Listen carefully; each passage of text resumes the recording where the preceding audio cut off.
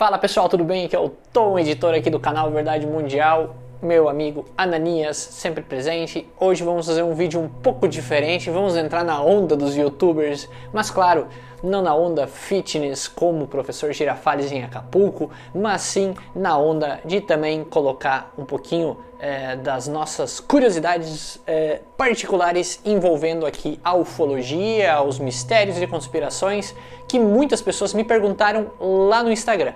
Se você ainda não me segue lá no Instagram, então aqui embaixo, ó, @Verdade Mundial, lá no Instagram, eu costumo interagir muito com o pessoal, então eu acabei perguntando para eles lá o que eles gostariam de saber sobre mim e sobre o canal.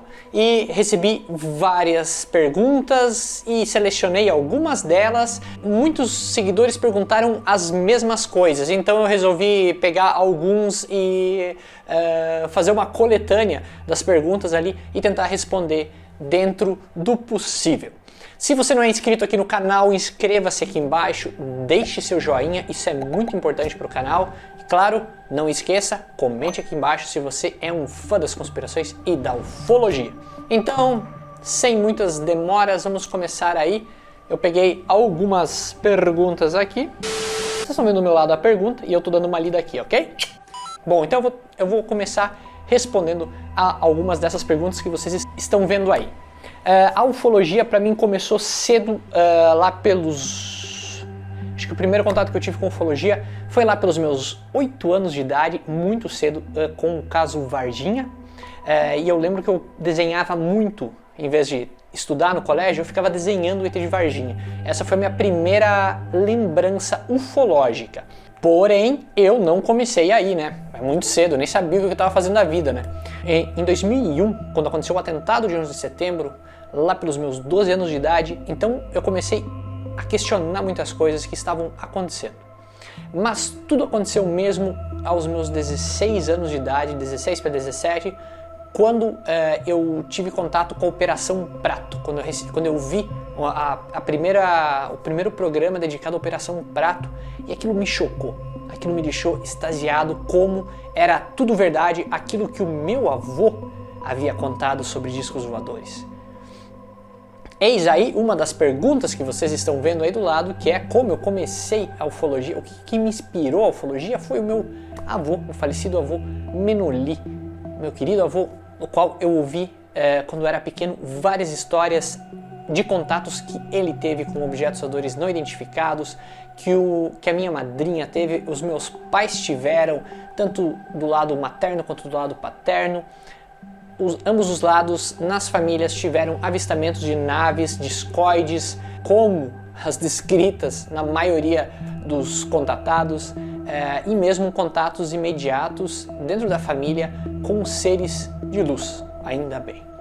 E claro, com isso e com a tecnologia, eu resolvi fazer o meu primeiro blog lá pelos meus 17 anos, 16, 17 anos. Eu trabalhava na Polícia Civil, eu era estagiário na Polícia Civil, e no meu tempo livre eu criava um blog na internet, iniciando então ali pelos meus 16 anos a minha vida de blogueiro ufológico. Espero ter respondido a todos nessa primeira pergunta.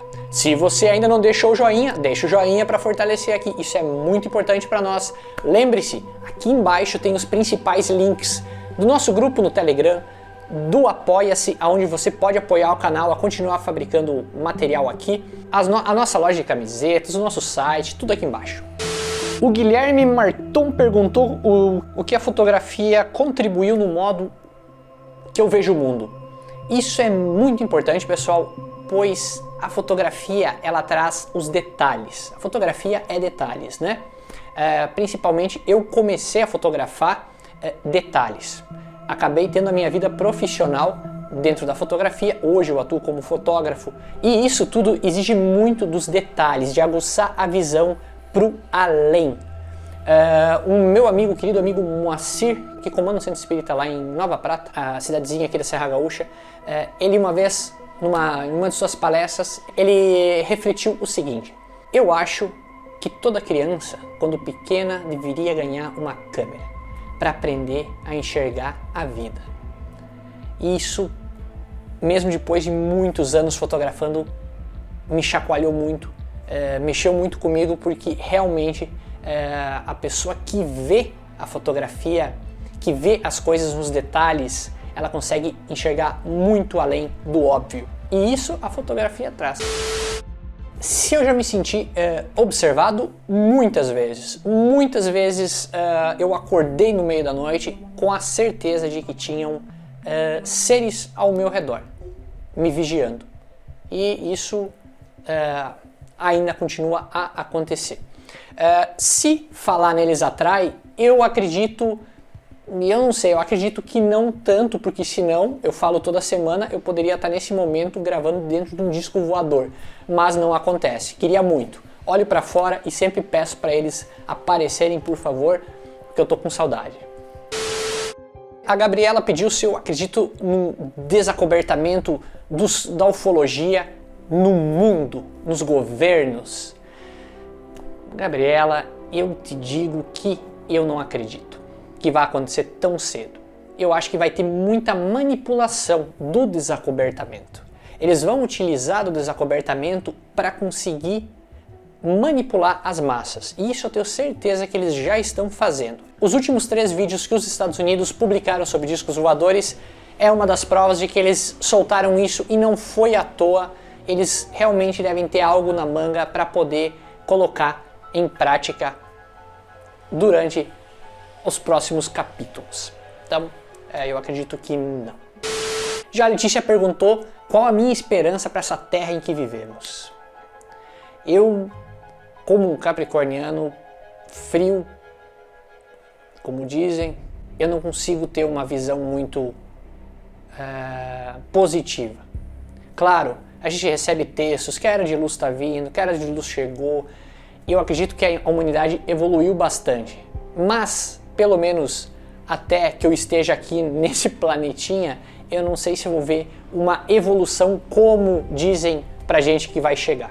Então, quem sabe, né, em outros séculos pode ser que venha, mas eu acredito que o ser humano, assim como vários livros que eu li, vários contatados disseram, o ser humano aprende pela dor, não pelo amor. E acredito que não vai ser diferente com a nossa sociedade. O Jonathan pediu se algum MIB já foi até a minha casa. Olha, que eu lembre não, Jonathan. Não lembro de nenhum MIB chegar na minha casa, mas que eu já recebi, eu recebi vários telefonemas mudos. Eu atendia e ninguém do outro lado falava nada na época que eu estava pesquisando o caso Varginha e em contato com pessoas lá da cidade, com muitos detalhes para o meu blog na época, lá por 2008 isso. Mas foi a única vez que teve algo parecido na minha vida. Se o homem vai habitar Marte, acho que não. Acho que a gente tem que evoluir muito nesse planetinha aqui para poder sair. Eu já falei isso num canal, num vídeo. O vídeo do Ubi, ele fala muito sobre isso também. A gente tem muito egoísmo, muito ego inflado, tem muita coisa que pra gente poder ir para um outro planeta, escancalhar as coisas lá, eles não vão deixar. Simples assim. Então eu acho que a gente vai ter que evoluir muito aqui para quem sabe um dia sair. E como eu disse, primeiro o ser humano tende a aprender com a dor e não com o amor. Então tem bastante coisa pela frente ainda, eu acho, para a gente sair de uma forma pacífica para lá. Fontes de ufologia. Essas temos muitas. Sites como OVNI Hoje, ETs e etc. O canal aqui do meu amigo Flávio, o canal do Marco, o canal do João Marcelo, são alguns dos exemplos de canais dedicados à ufologia. Lembrando, pessoal, aqui me pediram canais de ufologia. Eu tenho vários outros canais de pessoas que eu adoro aqui no YouTube, mas agora a pergunta foi de ufologia. Então esses são um dos canais assim que eu realmente curto, porque eu sei que lá tem documentário, tem o pessoal falando sobre ufologia, vale a pena conferir. Parceiros nossos aqui sempre. A Gabi e o Luiz fizeram um questionamento bem bacana sobre o contato extraterrestre, se eu já tive ou não.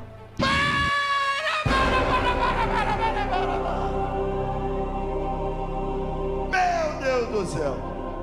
Só vou falar depois que vocês derem um like nesse vídeo aqui. Já deram like? Já se inscreveram? Ativaram as notificações? Então vamos lá! Até hoje, o contato que eu tive foi apenas com as naves. Os extraterrestres, como eu falei, eu já tive a presença, eu já tive o sentimento de ter eles presentes em alguns momentos da minha vida, mas nunca fisicamente, nunca encostar. A única hora que eu tô mesmo perto de um extraterrestre é aqui com Ananias. Mas eles em si, eu não tive contato direto às naves. Sim, em 2016, em 2006, 2007, mais ou menos, eu pude observar da minha casa indo para a escola na noite, eram umas 7 horas da noite, 19 horas, e eu pude observar uma grande nave em cima da minha casa, gigantesca, formato de disco e com uma cor de fogo, uma cor realmente incrível. E aquilo me deixou extasiado, que me deixou apaixonado pela ufologia. Eu já tinha estudado, eu nunca tinha visto, mas aquilo fez com que comprovasse a teoria que sim, eles existem, eles estão aqui do jeito que as pessoas falam, tudo aquilo que as pessoas relatam, aqueles senhores, aquelas pessoas do fim do mundo que veem objetos no céu e relatam a mesma coisa que eu vi em cima da minha casa. E isso foi o maior gatilho para eu estar aqui hoje falando com vocês sobre isso. Então, para Gabi e para o Luiz, sim, é um tipo de contato, é um contato imediato, porém com seus veículos. Puxando esse assunto, agora essas perguntas que eu separei aqui. Sim, vamos deixar claro uma coisa aqui. A maioria não para pensar nisso, mas quem crê em Cristo, crê. Quem crê em Jesus, crê em extraterrestre. Afinal, há várias moradas na casa de meu pai. Então, aquele serzinho lá, aquele carinha lá das escrituras, com certeza não era daqui. E isso, quem acredita num, acredita no outro. Todos eles vieram de fora. Todos eles vieram de outras moradas. Então, isso faz com que a gente acredite sim que um cara muito inteligente foi mandado para cá para tentar mudar as coisas. Na minha visão, isso é uma parte da visão, tá? Então, ambos a gente acredita. Muito do que está na Bíblia, eu já falei disso muitas vezes aqui no canal, procurem sobre a Bíblia. Lá estão várias passagens citando abertamente objetos voadores não identificados nos céus, em passagens bíblicas. E isso aí, é só fazer isso aqui, ó. Conecta uma coisa na outra, não tem nem o que tentar explicar. Tá ali, tá escrito há muitos milhares de anos. E claro, a vida continua. A morte é só uma passagem, isso aqui é só uma viagenzinha de um ponto ao outro. Tem continuação? Sim. Imagina que pé no saco ficar aqui sofrendo, pagando boleto para depois acabar e não tendo mais nada para fazer. Ali é só uma troca de roupa, né? E a pergunta da Fernanda, se eu sou espírita, com a última resposta aqui, com certeza você já deve ter entendido que sim. Tenho como base o espiritismo. E agora, completando aqui a pergunta do Ricardo, eu acredito que existam os seres, como a gente vê assim, que dá para encostar, que nem o Ananias, né, que são os que vêm aqui, fazem as experiências, né, cuidam das pessoas, cuidam do nosso DNA, cuidam do nosso ecossistema aqui,